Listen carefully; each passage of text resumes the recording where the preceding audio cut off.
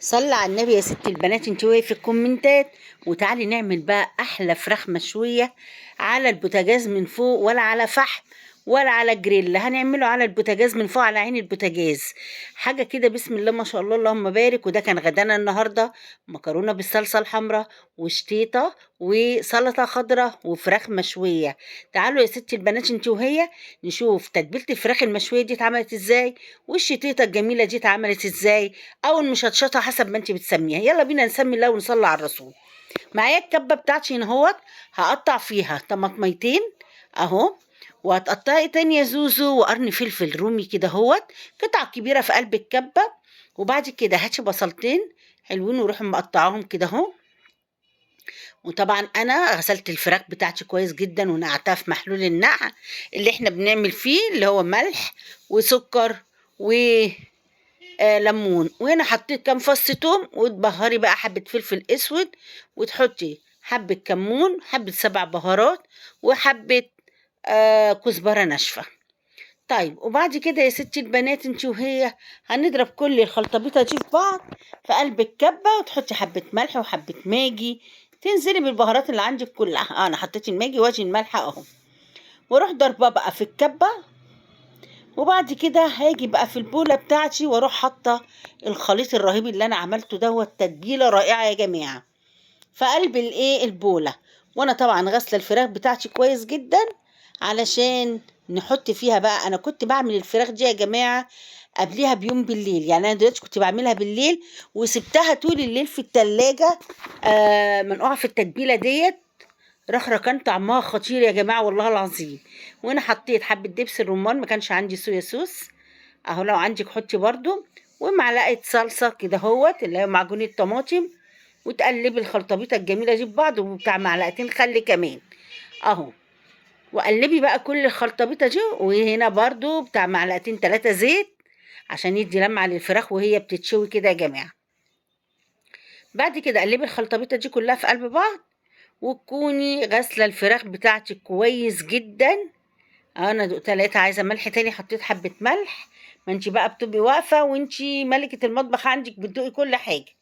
وهنا اهو يا شباب اهو يا ستي البنات انت وهي، انا بقى ايه في محلول النقع ومنضفاه كويس جدا. الحتت اللي بتبقى عامله زي الكبده من جوه ديت بتنضفيها حلوه قوي. وبعد كده شطفتها ورحت نقعاها في التتبيله الرائعه ديت. وبعد كده هغطيها بقى وادخلها التلاجة لتاني يوم. ساعة ما جينا بقى نتغدى طلعتها وشويتها، كانت خطيرة وكانت متشربة من التتبيلة بطريقة رائعة والله، كان طعمها حلو جدا. هنا بقى يا ستي البنات انا غطيتها اهو بكيس بستريتش باي حاجة عندك بصينية، ودخليها التلاجة.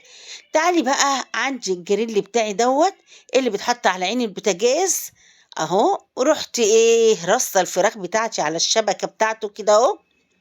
عايزه اقول لك الجريل ده كبابجي في بيتك، بيخلي طعم الفراخ والريحه تحفه، حلو جدا. انا عن نفسي ما بستغناش عنه، انا جايبه 2 بصراحه مش واحد، عشان لما بيبقى عندي عزومه ولا حاجه اعمل على العندي وعلى العندي. وبتطلع الفراخ في منتهى الجمال. وطبعا بتوطي، يعني بتخليها واطيه خالص العين. الاول تعلي العين، وبعد كده لما تبتدي تخش بقى يعني تحس ان هي ابتدت كده تطلع دخنه، تروحي موطيه العين خالص وسايباها بقى تستوي براحتها. وتقلبي بقى كل مثلا 10 دقايق الفراخ الناحيه دي والناحيه دي عشان تستوي وتديك اللون اللي انت عايزاه الجميل دوت بتاع الفراخ المشويه. طيب خلاص انا هغطيها بقى وهسيبها تستوي مع نفسها كده اهو. هنا بقى بصوا يا جماعه، اما ابتدت تدخن اهيت حطيت حبه صوص عليها على الوش. تعالوا بقى نعمل الشتيطه او المشطشطه حسب ما انتوا بتسموها. اولا دي تحفه، اعمليها جنب المشاوي جنب الاكل. بصوا عيالك هيعشقوها. انا بجيب حسب بقى ما انت هتعملي الكميه، طماطميتين 3 4 حسب الافراد اللي هياكلوا عندك. انا جبت 3 طماطمات كده وبشرتيهم في قلب البشاره اهو. عايزه تقطعيهم كده صغيره قطعيهم، بس دي سهلت عليا ان انا ابشرهم اسهل اهو. وادي التالتة اهي. طيب بعد ما هتبشريهم يا زوزو هتعملي طبعا اسمها شتيطه، يعني لازم تبقى سبايسي وتبقى حاميه. هتجيبي فلفل حامي. انا جبت فلفل احمر وفلفل اخضر حامي. انا كده خلصت خلاص بقى الطماطم بتاعتي انضف بس البشاره بتاعتي اهو. وبعد كده اهو هبتدي بقى اقطع فيها الفلفل بتاعتي او الفلافل اللي عندي اهو، الاحمر والاخضر والرومي، وتنزلي بكله. بس الحتت اللي فاضت مني الطماطم دي طبعا مش هرميها، لان حرام احنا مش هنرمي حاجه في الوقت اللي احنا فيه ده ابدا، في الغلاء اللي احنا فيه ده. هتقطعيها حتت صغيره وتسيبيها مع الطماطم اللي انت بشرتيها كده اهو. كده كده احنا هنحطها على النار، كل دوت ايه، هيستوي. وهنا بقى قرن الفلفل السبايسي، رحت حاطه ادي قرن، ويجي التاني، يعني لازم تبقى حامية يا جماعة، تبقى سبايسي. ويجي التالت قرن أحمر كده أهو. وبعد كده يا ستي البنات بتاع معلقتين زيت، وتحطي حبة توم حلوين كده تدقهم في الهون أو مفرومين، وشوحي شوحي كده أهو. وبعد كده هو لما تخش في اللون اللي هو يا دوبك تصفر كده أهو أهو، انزلي بتاع معلقتين خل اهو، وشمي الريحه بقى والفحفحه، وارمي الطماطم اللي انت بشرتيها مع الفلفل عليها كده اهو، وسيبيها بقى بهاريها، حبه كمون وحبه فلفل اسود وحبه ملح اهو.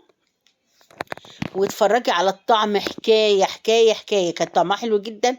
انا عن نفسي عيالي بيعشقوها جنب الاكل. وهنا كان فضل وعدل من عند ربنا، الفراخ شويناها وبصوا لونها. ودي كانت مكرونه حمراء، وعملنا طبق سلطه، والمشطشطه كانت معاهم، كانت في منتهى الجمال. حاجه كده اللهم بارك، اللهم ديمها نعمه احفظها عنا من الزوال. يلا يا ستي البنات، انت وهي لايك وشير للفيديو، ولو جديده معانا في القناه فعلي زر الجرس يا قمرايه عشان يجيلك من زوزو كل جديد يا قلب زوزو. وما تنسيش اللايك القمر بتاعك اللي من ايدك الحلوه علشان يعلي من نسبه المشاهدات. والسلام عليكم ورحمه الله وبركاته.